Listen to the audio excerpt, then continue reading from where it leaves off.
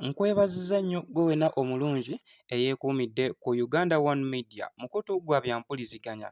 Olunaku olwaleero tugenzeeko ate nate wali ebweru w'eggwanga mu mawanga ga nnaggwano, mu mawanga ga kirimaanyi, ate nate tulabe ensonga bwe zigenze mu maaso n'okuba nti nno zigenda mu maaso mu bitundu ebyo.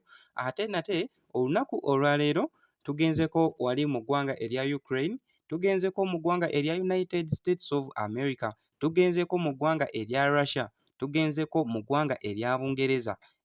Leero ge mawulire ge tugenda okuba nti nno nate twogerako tulabe ensonga bwe zigenze mu maaso n'okuba nti nno zigenda mu bitundu ebyeruuyi eyo. Wabula ggwe wenna omulungi ampuliriza nga sinnaba kuba nti nno nkwongerayo, ogenda sooka owulirize abakulu bano busikitisi buno nsonga ki ze babadde boogerako, ebisongo bye babadde byeweereza, nsonga ki ezaasaliddwawo, era nga mu vidiyo eno yennyini tugenda kulaba mineral deal gye babadde balina okukutula oba oliawo gye baakutudde. Tugenda kwogera ku lutalo luno olwa Russia wamu ne Ukraine. Olutalo luno luli biki? Olutalo luno lwatandika ddi? Olutalo luno lwaki lwatandika? Olutalo luno lugenda kuggwa lutya? Weekuumire ku mukutu, tugenda mu maaso gwe n'omulungi ampuliriza.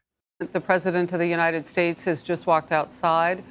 He's given a thumbs up. We see the salute there. We have watched this before. This is the traditional greeting that the President of the United States will give a foreign leader invited to the White House. And so, as the President of Ukraine, Zelensky, a wartime president, pulls up, let's watch and listen.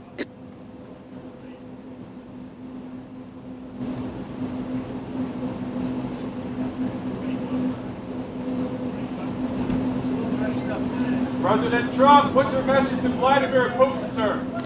President Trump, do you have a message for Vladimir Putin as you meet with President Zelensky today?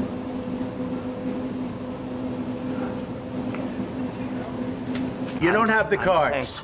You're buried there.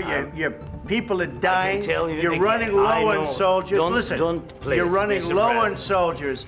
It would be a damn good thing. And then you tell us, I don't want a ceasefire. I don't want a ceasefire. Right now, I tell you, you take it so the bullets stop flying and your men stop getting killed. Of course, we want to stop the war. But you're saying you don't want a ceasefire. But I said to you, I want a ceasefire. With guarantees. Because you'll get a ceasefire faster than an agreement. Ask our people about ceasefire, what they think. Do you associate yourself with any famous historical figures? Yeah, I'd say George Washington, Abraham Lincoln, far superior to George Washington and Abraham Lincoln. Now, you know I'm only kidding, right? Because you're the highest, why don't you wear a suit? You're the highest level in this country's office, and you refuse to wear a suit. Just want to see if you, do you own a suit? Yeah, problems. A lot of Americans have problems with you not respecting the dignity of this office. I will wear a costume after this war will finish. Okay.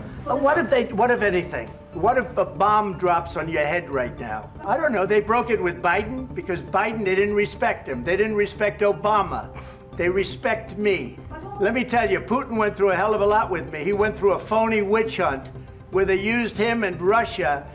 You ever hear of that deal? That was a phony Hunter Biden, Joe Biden scam. Mr. President, with respect, I think it's disrespectful for you to come into the Oval Office and try to litigate this in front of the American media.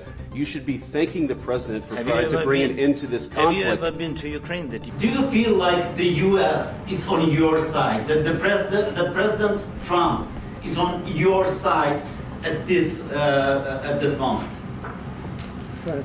What do you think? He wants to know, do you think that, sort of a stupid question. I guess we wouldn't be here if I... Have you said thank you once? A lot of times. No, in this even entire today. meeting, you said thank even you. Today. You went to Pennsylvania and campaigned for the opposition in October. Offer some words of appreciation for the United States of America and the President who's trying to save your country. What kind of diplomacy, JD, you are speaking about? What do you mean? I'm talking about the kind of diplomacy that's going to end the destruction of your country. Yes, but if you Mr. President, with respect, I think it's disrespectful for you to come into the Oval Office and try to litigate this in front of the American media. Right now, you guys are going around and forcing conscripts to the front lines because you have manpower problems. You should be thanking the President for trying to bring it into this conflict. Have you ever been to Ukraine that you say what problems we have? I have been to. Come once. I've actually watched and seen the stories, and I know what happens is you bring them on a propaganda tour, Mr. President. Do you disagree that you've had problems bringing people into your military? And do you think that it's respectful to come to the Oval Office of the United States of America and attack the administration that is trying to prevent the destruction of your country? A lot of questions. Let's start from the beginning. Sure. First of all, during the war, everybody has problems. Even you, but you have nice ocean and don't feel now, but you will feel it in the future. God bless. You don't know that. God bless. God bless. You will not have a war. Don't tell us what we're going to feel.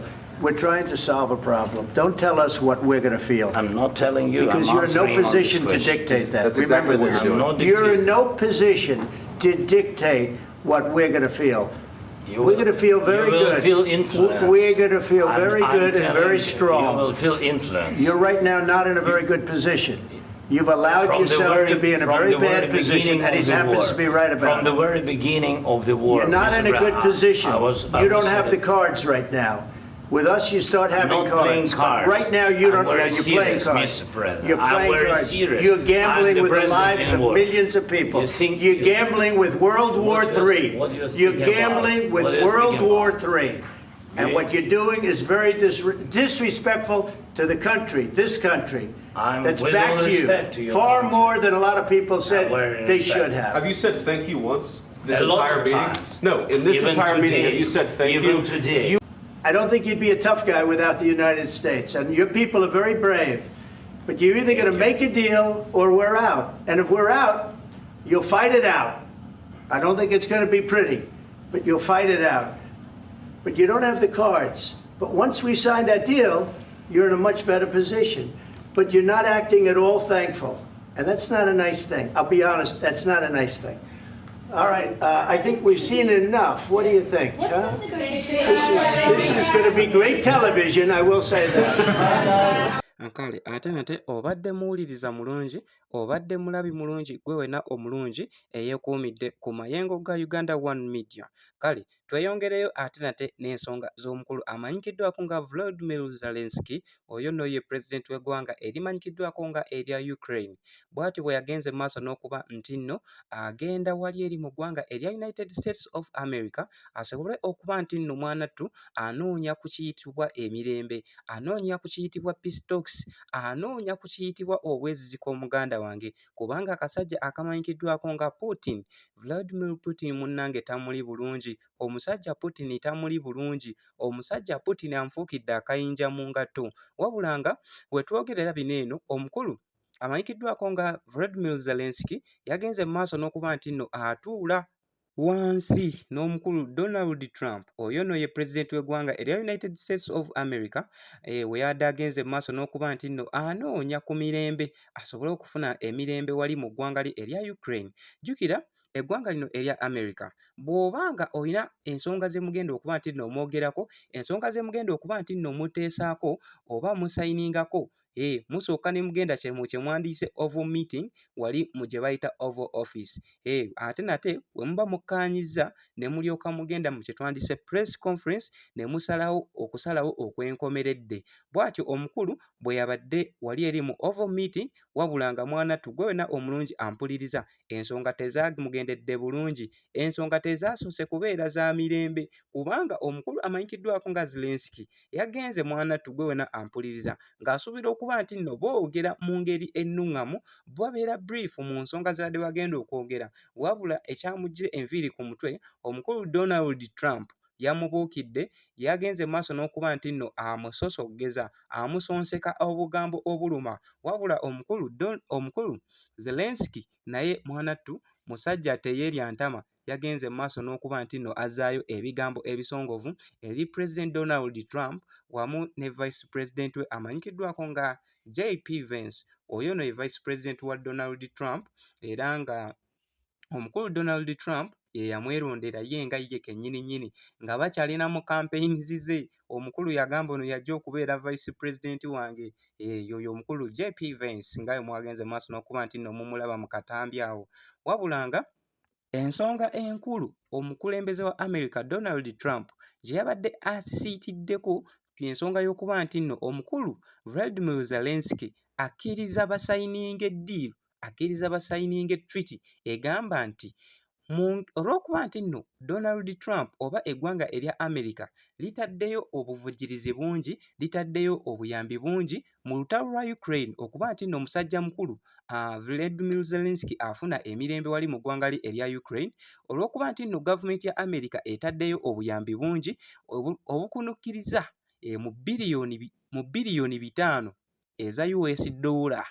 Omukulu Donald Trump bw'atyo ye bw'agamba, wabula nga ye Zelensky agamba ziri biliyoni 100 sofa ze zaakabaweebwa. Donald Trump yagamba ziri biliyoni 5, ng'omukulu ye Donald Trump in a way of paying back ye agamba bamuweemu oba basayininge mineral deal ku minerals eziri mu Ukraine n'eggwanga erimanyikiddwako ng'erya United States of America nalyo lisobole kuba nti nno lifunako shares ez'enjawulo ku minerals zonna eziri mu Ukraine. United States erigende mu maaso n'okuba nti nno lifunako shares ez'enjawulo ku buli mineral ekolebwa mu ggwanga erya Ukraine in a way of paying back debt yaabwe gye balina eya billions 5. Omukulu Donald Trump ye nga ye bw'ayogera, wabula nga omukulu ye nga ye Zelensky ye nga ye ekintu kino oba yakyadde ekitimbu kisobodde kuba nti nno kimunnyikira bulungi nnyo mu mutima olw'ensonga ye nga ye alaga abantu ba Ukraine oba Ukrainian people ba citizen be Ukraine be bandibadde in charge of this bill, wabula nga ate ye omukulu Donald Trump yapasitinga agamba you are the president of Ukraine era gwe representinga Ukraine ng'ekifaananyi ky'eggwanga eddamba, so bino byonna gw'alina okuba nti nno obimaliriza. Kyova olabanga mu katambi awo omukulu amanyikiddwako nga Zelensky ye nga yadde ayagala nnyo oba ng'alumiriza nnyo abantu be nti tusooke twebuuze ku bantu baffe, tusooke okitegeera. So gwe wenna omulungi ampuliriza, kyenjagala okuba nti nno nkutegeeza muganda wange, gwe kyoba omanya mineral deal eno yamaze okuba nti nno esazibwawo, yamaze okuba nti nno esayiningibwa, gwe kyoba omanya gwe wenna omulungi ampuliriza. Kubanga kyenjagala otegeere ekituufu kiri nti eggwanga lya America likoze kyamaanyi okuba nti nno liyimirizaawo eggwanga lya Ukraine, era nga mwawulabe n'omukulu kennyini yagambye nti within just 3 days Ukraine yandibadde eri abolished. Omukulu Zelensky kennyini yakyeyatulidde n'agamba within 3 days Ukraine yandibadde esaanyeewo, Ukraine yandibadde tekyalabwako, ng'era n'omukulu amanyikiddwako nga Vladimir Putin naye bwe yakinogaanyako wali ku mukutu yagamba nti within just 1 week I would have abolished Ukraine. Omukulu bw'atyo amanyikiddwako nga Putin ye nga ye bwe yayogera. Bambi omusajja mukulu Zelensky ekituufu kiri nti ensonga zaamuwanvuwako, omusajja gwalwanyisa w'amaanyi, omusajja gwalwanyisa musajja naggwano, musajja w'amaanyi, oyo big threat ya world number, omusajja amanyikiddwako nga Putin. Wabula nga ensonga zino mwana tugwena omulungi awuliriza zaagenze mu maaso n'okuba nti nno zimalirizibwa, weewaawo nga mu kamera baatulaze nti nno byawedde mu kuyomba, byawedde mu naye kyenjagala okutegeeza gwena omulungi ampuliriza, ensonda zaffe ezeesigika zitulaga ddiiro eno kituufu yamugenze mu maaso n'okuba nti nno esayiningibwa wali mu ggwanga erya United States of America. Ng'era mwadde mulaba omukulu Donald Trump ng'amugamba you are gambling with World War III my dear friend, ng'agezaako okuba nti nno amutiisatiisa muganda wange, naye nga gwe ky'oba omanya ddala singa Ukraine esisiitiza, singa Ukraine eremezaamu, gwe wenna omulungi ampuliriza wandirabanga ddala wabaluseewo olutalo naggwano, olutalo luyitibwa World War III. Lwaki? Bamunywanyi bwa Ukraine bonna, kubanga jjukira gwenna omulungi ampuliriza, entandikwa oba naluzaalawo olutalo n'eno yali wakuba nti nno Ukraine yali yagala kuba nti nno yeegatta mu mukago ogwa NATO, ate nga omukago ogwa NATO mwanatu gulimu abasajja bannaggwano, nagwo gulimu abasajja bakirimaanyi. Kati naye omusajja Omurussia singa alaba nga ddala bongedde okuba nti nno bamunyigiriza, bongedde okuba nti nno bateekawo embeera, mwana tukkiriza ogaane, wandiraba nga olutalo olwa World War III lugenze mu maaso n'okuba nti nno lubalukawo. So bw'atyo omukulu Donald Trump yagenze mu maaso n'okuba nti nno atangaaza omusajja ono Zelensky ng'ate oba oli awo ensi yo nga yo sinneetegevu kuba nti nno eyingira ate mwanattu mu lutalo olumanyikiddwako nga World War III. Olutalo olwo mmwe abagenda maaso n'okuba nti nno musoma ku byafaayo kuba abasinga ku ffe abasinga ku mmwe abawuliriza entalo zino zikirimaanyi, entalo zino zikalittira zigenze maaso n'okuba nti nno zibaawo ng'oba oli abamu tebali ku nsi ng'abamu tebannaba kuba nti nno bazaalibwa, wabula kusinziira ku byafaayo okusinziira ku history gwe tuzze tusoma ku ntalo zino zisse millions and millions of people, ebintu by'abantu bisaanyiziddwawo. So teri n'omu yandyagadde kuba nti nno ate nate tudda mu katyabagango ako ak'entalo ng'ezo eza World War. Muganda wange gwena ampuliriza naye nga okusinziira basajja bano ku ntalo ze bajja bawakula entakera mwana tuwandyekanga nga ate nate tuzzeemu okuba nti nno tulaba oba twolekera entalo zino zikalittira zi World Wars ezo z'owulira muganda wange gwena ampuliriza naye nga wetwogerera gwena omulungi ampuliriza kyoba omanyi eno ddiiru yagenze maaso n'okuba nti nno esayiningibwako era nga wetwogerera bino omukulu Volodymyr Zelensky ali mu ggwanga erya Bungereza tolowooza nti munnange yagenze kukyala gwena omulungi ampuliriza yagenze kuba nti nno abaako era empapula z'ateekako omukono kubanga bw'ogamba nti nno omaze osayininga mineral deal ne America tosobola ate kuba nti nno ate toyolekera ggwanga lya Bungereza kubanga gwe kyoba omanya okuba nti nno okonfaminga ddiiru eyo America erina okuba nga ekirimu, Bungereza erina okuba nga naye ekirimu ng'erina weekifuniramu ate kkiriza ogaane ne Russia naye erina okuba nti nno erina weekifuniramu gwe wena omulungi ampuliriza. Jjukira n'eggwanga lino erya Bungereza nalyo lyakomiitinga wali nga bagenda maaso n'okuba nti nno buli omu yeeyama. Bungereza nayo yakomiitinga nti ejja kuwaayo 12.8 billion US dollars okuba nti nno nayo eziwa eggwanga erimanyikiddwako nga erya Ukraine yagenda maaso n'okuba nti nno nayo ezeetema era gwe kyoba omanya muganda wange yadde tasobola kuba nti nno ate abasuulira obukunkumuka ate nga amaze okuba nti nno asayininga ne President Donald Trump ewa United States of America ate nga bano abasajja bassa kimu. Abasajja bassa kimu gwe kyoba omanye kino ekintu Russia ekifunamu, America ekifunamu ate ne United Kingdoms nayo ekifunamu gwe kyoba omanya. Wabula nga bwe tuvaako eyo olutalo luno lwabalukawo ng'ennaku z'omwezi olutalo luno olwa Ukraine ne Russia lwabalukawo ng'ennaku z'omwezi 22 omwezi ogwa February 2022. Eno ye session yesembyeyo naye nga session eyasooka lwabalukawo ng'ennaku z'omwezi 2 omwezi ogwa February n'omwaka 2014. I think yali 2014 olutalo lwasooka okubalukawo naye ne bafunawo kye twandiyise peaceful talks ne bagenda mu maaso n'okuba nti nno balusiizinga ate luzzeemu kubalukawo eno session esembyeyo ng'ennaku z'omwezi 24 mwezi ogwa February era omwaka 2022 era nga wetwogerera gwena omulungi ampuliriza olutalo luno lwakakulungula emyaka egikunukkiriza mu 3 wetwogerera tugenda mu mwaka gwa 4 singa waba tewafuniddwawo peaceful talks singa waba tewafuniddwawo magezi ga nkomeredde olutalo luno lwandiyingira omwaka ogwokuna ogujjudde kubanga bw'obalamu sofa since 2022 wetwogera tuli mu 2025 gwena omulungi ampuliriza olutalo neeno lwatandikirawa era ki ekyalutandisa era lunaggwa lutya lusuubirwa kuggwa lutya era ye bannaayi gwona omulungi ampuliriza lwaki Russia olutalo luno yalwefunikirirako okuba nti nno aliisa banne akakanja. Jjukira gwena omulungi ampuliriza Ukraine eno yagenda mu maaso n'okuba nti nno eyagala okuyingira omukago ogumanyikiddwako nga ogwa NATO oba oli awo ekitasanyusa mu kusajja mukulu amanyikiddwako nga Vladimir Putin. Ekyo olaba nga yagenda maaso n'okuba nti nno ateekayo amwanattu okulwana okw'amaanyi kubanga Ukraine ne Russia baawula borders so wandirabye nti Ukraine yandigenze mu maaso n'okuba nti nno ekozesebwa mu ngeri y'okuba nti nno enafu ya Russia naddala omukago guno ogwa NATO era nga muganda gwonna mulungi ampuliriza olutalo luno suubira oba kkiriza nti teri agenda kitwale nti Russia egenda kuwangula naye ate kkiriza nti teri agenda kuwangula olw'ensonga bagenda bumuzika nga bafunye twandise peaceful talks nga bagambye kakati tusizinge fire naye kkiriza gaana Russia egenda sigala ng'ewangudde koze egenda sigala ng'ekibenefitingamu. Kale tulabagane mu vidiyo ezinaddako. Bye.